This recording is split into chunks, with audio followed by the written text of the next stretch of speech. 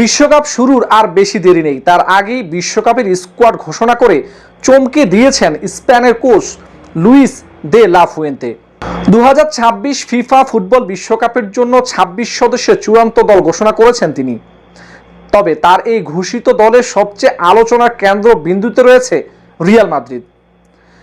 কেননা এবারের ঘোষিত দলে বার্সেলোনার 8 জন ফুটবলার দলে সুযোগ পেলেও রিয়াল মাদ্রিদের কেউই দলের সুযোগ পাননি, যা স্পেনের ফুটবল ইতিহাসে প্রথমবার ঘটেছে এমন ঘটনা। ফুটবল বিশ্বকাপের 92 বছরের ইতিহাসে প্রথমবার রিয়াল মাদ্রিদের কোনো ফুটবলার নেই স্পেন দলে, যার ফলে বিস্মিত হয়েছেন অনেক ফুটবল ভক্তরাই।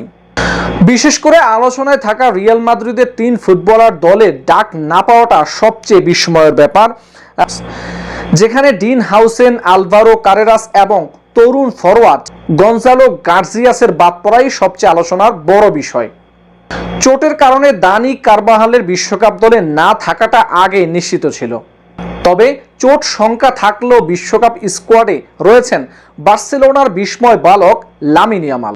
ফুয়েন্তের এই দলে বার্সেলোনা থেকে 8 জন ফুটবলার রয়েছেন, 3 জন করে ফুটবলার রয়েছেন অ্যাথলেটিকো মাদ্রিদ, বিলবাও এবং আর্সেনাল ক্লাব থেকে। ঘোষিত এই স্কোয়াডে গত 2024 ইউরোতে স্পেনকে চ্যাম্পিয়ন করা অধিনায়ক আলবার্তো মোরাতারও জায়গা হয়নি।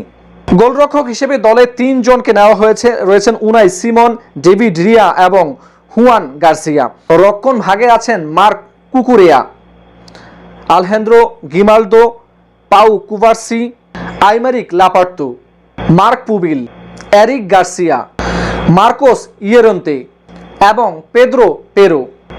মাঝের দায়িত্ব সামলাবেন Pedri, Fabian Ruiz, Martin Zubimendi, Gavi, Rodri, Alex Baena ও মিকেল মেরিনো। আর আক্রমণ ভাগে লামিন ইয়ামালের সঙ্গে থাকছেন Mikel Oyarzabal, Dani Olmo, Nico Williams, Yeremy Pino, Ferran Torres, Borja Iglesias এবং ভিক্টর মুনিয়জ। আগামী 15 জুন ক্যাপ ভার্দের বিপক্ষে ম্যাচ দিয়ে এবারের বিশ্বকাপ মিশন শুরু করবে 2010 আসরের বিশ্ব চ্যাম্পিয়নরা। এরপর তারা মুখোমুখি হবে সৌদি আরব এবং উরুগুয়ের।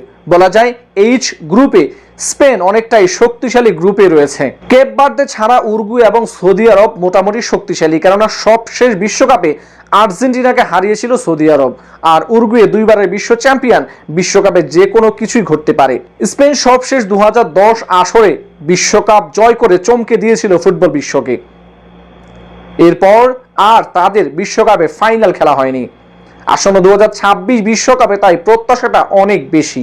স্পেন কি পারবে তাদের হারানো গৌরব ফিরিয়ে আনতে, 2026 বিশ্বকাপে চ্যাম্পিয়ন হয়ে দ্বিতীয় শিরোপাটা ঘরে তুলতে?